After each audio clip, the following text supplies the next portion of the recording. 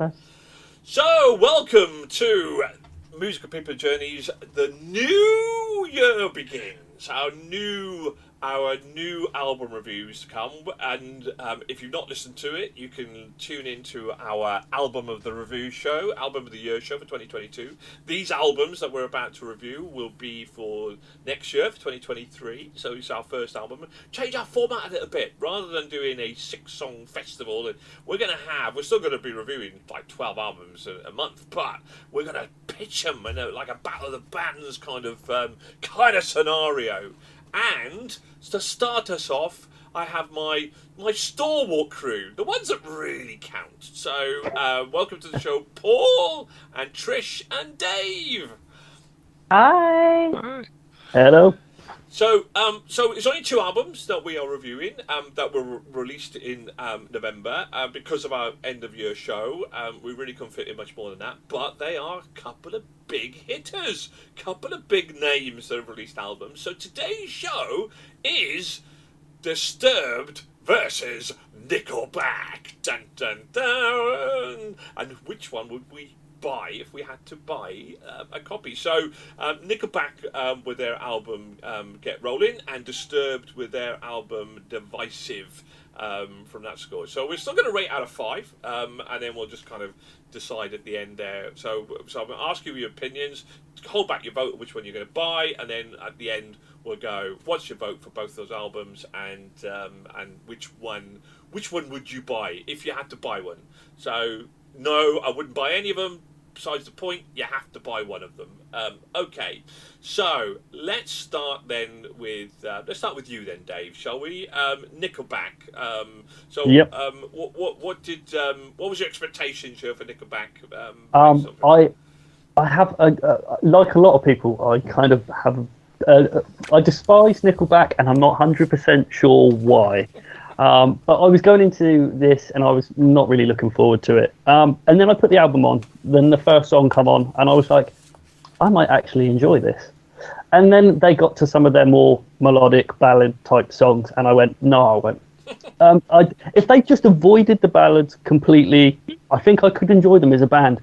But there's something about it when they switch to the ballads, to the softer stuff, that it's just like, no, it's just cookie cutter, generic, soft rock shite. Really, I didn't enjoy it at all, and it's a shame because there's some other songs, like the first song on the album I thought was absolutely cracking song, but yeah, there's just too much melodic stuff, soft stuff that just misses the mark for me completely.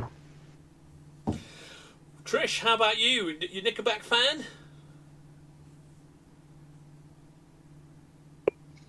Like, I've never bought one of their albums, but, if they're on the radio, I'd listen to them kind of thing. But I guess they're a bit like Marmite. You either seem to love them or have the more opposing view.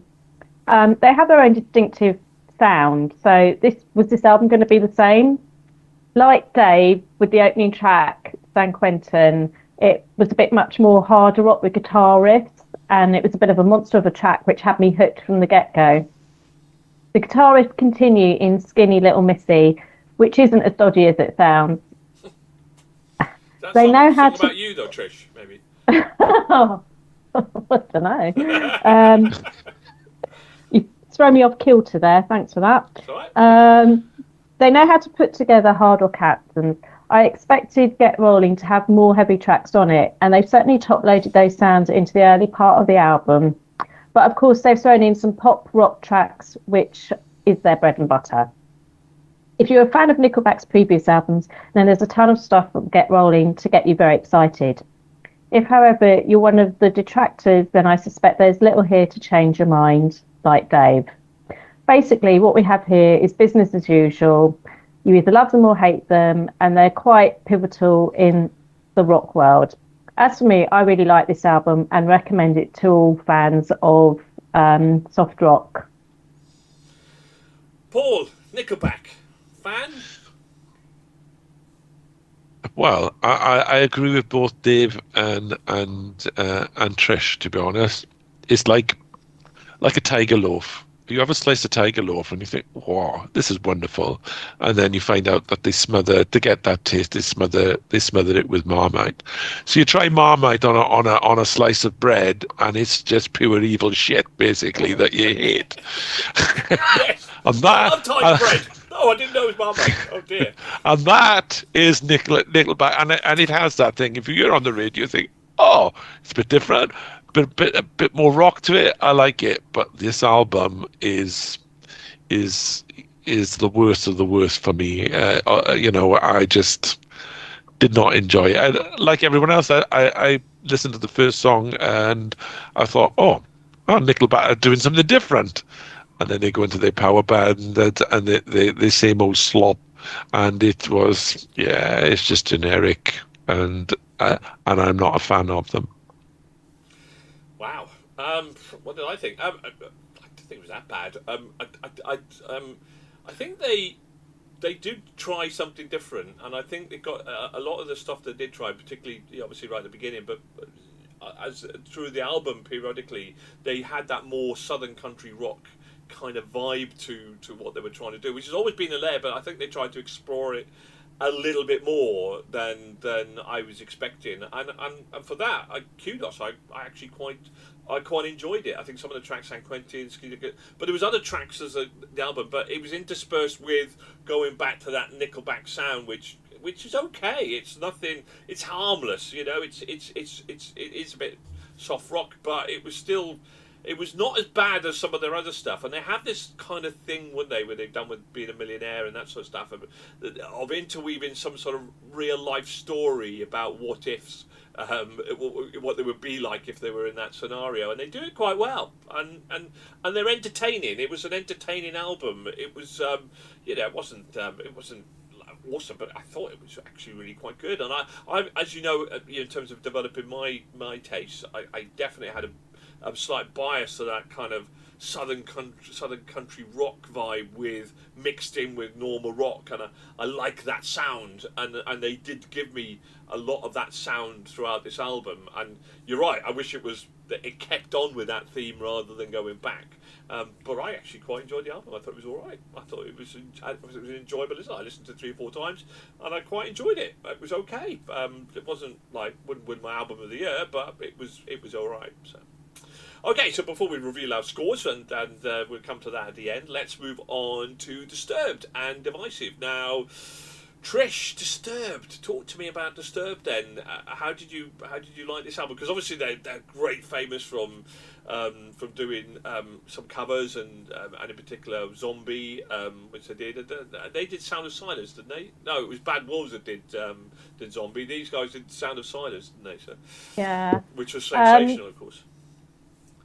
This album is definitely sort of got heavier foundations compared to like their other contemporary, softer, melodic side in previous records. Ooh, I'm getting caught up here. Only Tell Me is a duet with Ann Wilson, singer of the legendary Seattle Rockets Heart.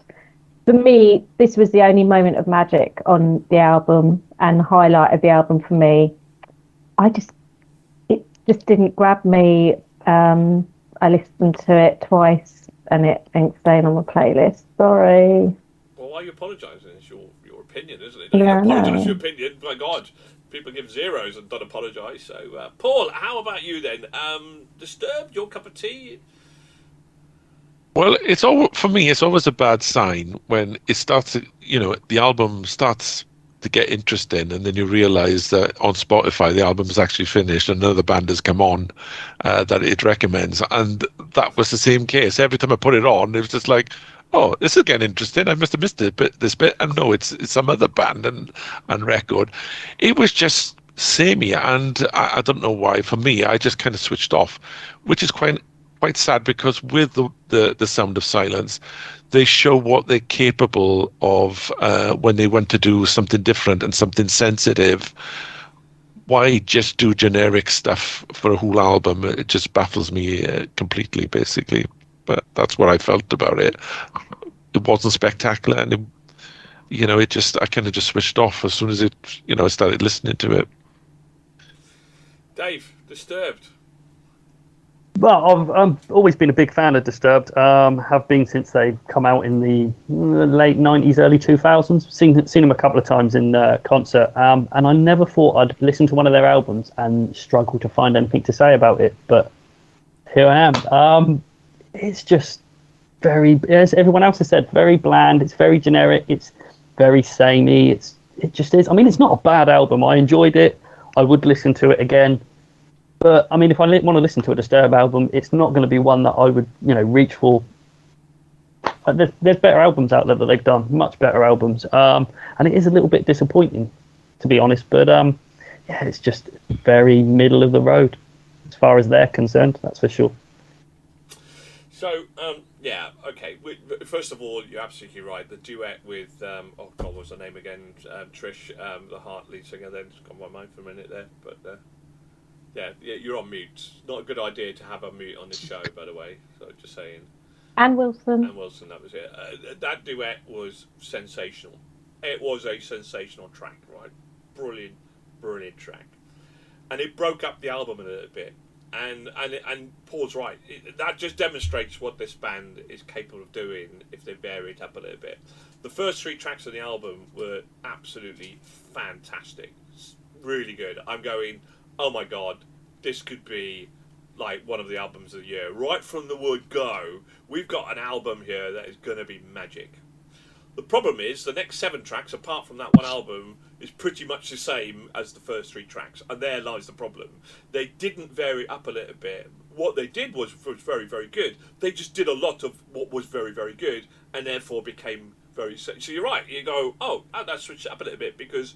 as I say, track 7 or track 8 sounded the same as the previous tracks, and that was disappointing because, as I say, the first few tracks on the album, wow, the duet, wow, the rest of the album, well, it should be wow, only it's like almost. There was one track where I think a third or fourth track in particular, pretty much I thought it was the same song, literally thought it was the same song, and that was disappointing because.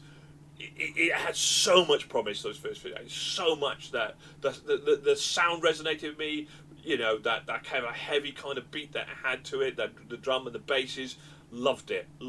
So it had so many possibilities that it didn't quite deliver across the board, and we know that they can vary up. We know they can switch it up. We know that they have the ability to change the tempo and to change the pace of the album. And we obviously we talk about things like Five Finger Death Punch, and this band has that capability of doing just that, and it's a shame that this album didn't kind of get that. Enjoyed it. Similar to you guys, enjoyed it, but not something that you go, oh, there's a few tracks off there that will definitely hit my playlist. Same as Nickelback in many ways, but not an album for a whole album to download and a stayer, if you like, which is a shame because I do like the sound and I do like the vibe that they kind of give off from that side of things as well. But, and both albums had the same issue as well. I've just been reviewing the top albums of last year. And listening to them, to give my votes and what have you. These were pale comparisons against what I'd been listening to as well, and that was another factor. I think you're right. I think you're absolutely right. I mean, that's why I only did it for 2 albums, really, because we're so involved in that one. And actually, next year I think I might just skip and wait till the new year before and give us a bit of breathing space, not to pitch up against what the top albums of the year. But I think they were both solid, but. Nowhere near in the in the realms of what we had. So, Battle of the Bands time. Disturbed versus Nickelback. Who is gonna come out on top? Let's start with you then, Trish. What did you give Nickelback, and what would you give? So let's start with Nickelback. Your votes for Nickelback. 3. And your votes for Disturbed. 2. So. You're going to go and buy the Nickelback album then? Correct. Well, yeah. Dave? Yep. Nickelback 2. Disturbed? 3. Complete reversal. It's one apiece. Dun, dun, dun. Paul? Nickelback? 2. Disturbed? 2. Oh! I'm putting it all on you shoulders, boy. No. You still have to decide which one you would buy. Well, I buy Set that right both. from the word go. Which one are you going to buy? I'm going to buy both. No, you can't. You have to. Well, choose I one. am You only gonna have buy enough both. money. You only have enough money for one, and you can't No, go to I'm buying eBay. both. No, I'm go buying to eBay. both. No, go. Wait there. No. I'm buying both, but none of them for myself. I'll buy Nickelback for Trish, and I'll buy Thank you. the other one for Chris for not being here. Well, oddly, they both got 3.5 from me. Oh my God, how Both got close 3.5 to from both. me. But You're trying to be more generous this year. I'm not. I'm being talking less about the generous. albums. I mean, they wouldn't get a full price, but they were very listenable too, and I genuinely enjoyed it. But what would I buy? I would buy the Disturbed album if I had that. There are some annoying tracks with that just annoy me with Nickelback. I think going back to what David's saying, oh, it's Nickelback, and you've got to. They are a bit Marmite for love and hate. But I did like what Nickelback were trying to do. But I would buy the Disturbed album for sure. But they both got 3.5 for me. They were both okay, and they're very listenable albums. So which one would you buy? Oh yeah, you said Disturbed. So Disturbed wins our first battle of the bands, but only just, only begrudgingly. Do they? Do they actually win? Yeah. It was 1-1. You tied, and I said I would buy Disturbed, so they win 2-1. I thought Trish give more marks. No, the overall The marks. marks The overall exactly- marks they're tied the same. But Oh, in terms right, of what okay. we would buy, Trish would buy Nickelback, Dave would buy Disturbed, you would buy both, and I would buy Disturbed. So therefore, even though they were tied, I would buy them. So therefore, Nickelback wins. Disturbed wins today's Battle of the Bands. But by default, really, almost by if I have to, I'll buy one. Shirley. But there we go. But yeah, they're not. I think that was probably an average of just like 3 or something. In total. Both of them could do better on their end of year reports, that's for sure. That's right. Yeah, I agree with you about. I think Dave, when you said you were disappointed with Disturbed, I think you hit the nail on the head there. Yeah, I was definitely. expecting more, maybe. Yeah, as I say, I don't think it was a terrible album. I just think it was just too samey. I think it's just because they've got a good vibe and they've got a good sound, and I think they just went, oh yeah, let's just milk it, and then they varied it up with the duet, which was a fantastic track. There's no two ways about that. It's a sensation. And perhaps they've been thinking, well, if Nickelback can get away with it for all these years, why not try the same thing? But you've got to give credit where credit's due. I mean, at least Nickelback was a better album than we were expecting, and at least they tried something a little bit different. I mean, they did put more Southern country rock into that, and it did have a more country rock vibe, which is always something that's been there, but they did try to explore that a little bit more. So kudos where kudos is, at least they've tried to do something a little bit different, and it's a solid album. I don't think it was a 2, but then this journey is all about our personal tastes and how much we like to listen to that album. So it is what it is, it's not a commercial kind of vibe. No, they're not gonna stick a 5 on an album just to try to promote it. But MPJ say this is a 5 rated album, therefore go and buy it. Who knows? Maybe in the future, you never know. So, I doubt it. But there we go. So there we go. That's our first show for 2023. We hope you enjoyed. Please like and subscribe, and tune in for more battles. Then we're going to have 6 of them in January. 6 shows of versus, and it should be great fun from that score. So thank you very much, guys, for joining me today. Thank you, Paul and Chris on his Black Panther, and Trish. Thank you.